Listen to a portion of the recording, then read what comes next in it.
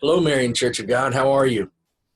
Checking in with you today to see what's going on in your mind. How are your thoughts today? Let me read something to you. Isaiah 55, verse 8 says, "For my thoughts are not your thoughts, neither are your ways my ways, saith the Lord. For as the heavens are higher than the earth, so are my ways higher than your ways, and my thoughts than your thoughts." So I am just checking in about your thoughts. We're going into, I think, 4 weeks of stay-at-home status, and things are different. We're not able to get out and about. We're not able to go to the restaurants and eat. Maybe that's been your practice. I don't know. We're just kind of shut down, and it might be easier these days to feel bad, or maybe I'll put it this way: maybe it's harder to keep a positive outlook on life. And if so, what are we doing about it?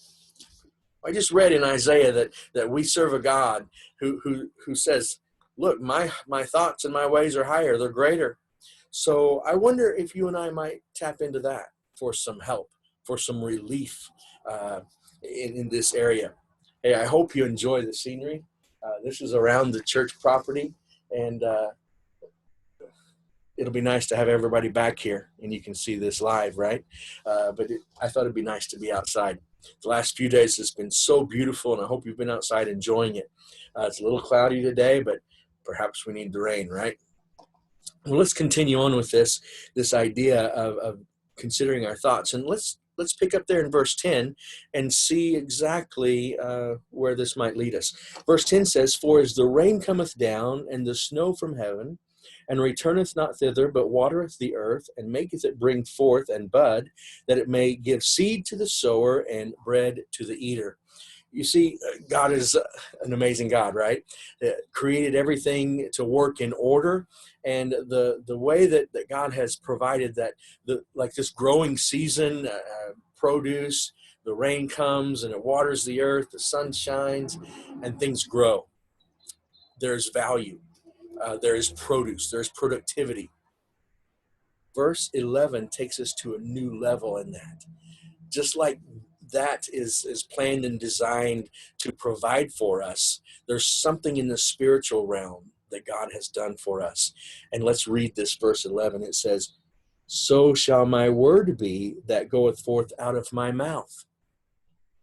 It shall not return unto me void, but it shall accomplish that which I please, and it shall prosper in the thing whereto I sent it." Like God sends the rain to water the earth and things grow, God has provided his word. He's preserved it, and he's sent it to us to instruct us, to correct us, to encourage us. It has power, it has value, and God said it will not return void. It will be useful. Church family, I'm visiting you today to challenge you. This is a tough time. It's difficult. And we're praying for you, and I hope that you are praying for us. We all need to lift each other up and to consider how we might be helpful and be encouraging to one another.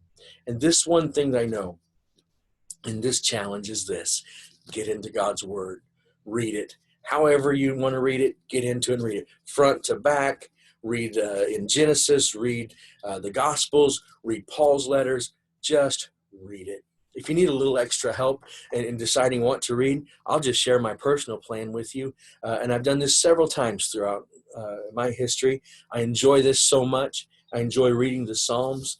We have a variety of things to look at in the Psalms. We have a roller coaster of events and activities and character, from frustration to anger to glory to power, all of these different things, and it's very relevant to our time, and we can connect with it.